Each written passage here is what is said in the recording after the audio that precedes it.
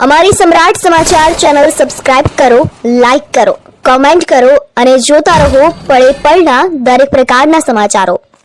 બધાને મળ્યા છે, જાણકારી લીધી છે, ટ્રીટમેન્ટ પણ જે કાંઈ થઈ શકે તમામ પ્રકારની કરવાની રાજ્ય સરકારે મેં પણ સૂચના આપી છે. દર્દીઓ અને એમના સગાવાલાને પણ મળવાનું થયું છે. આઈસીયુમાં પણ એના સગાવાલા સાથે ચર્ચા કરી છે. બેસ્ટમાં બેસ્ટ ટ્રાય એ આપણી હોસ્પિટલ દ્વારા થઈ રહી છે અને ભગવાનને પ્રાર્થના કરી કે બધા સ્વસ્થ થઈ અને પોતાના પરિવારમાં, પોતાના સમાજ જીવનની અંદર એ પાછા ફરે ને પોતાના કુટુંબ નિર્વાહમાં સૌ એ નવી ઉન્નતિ કરે એવી ઈશ્વરને પ્રાર્થના કરીએ.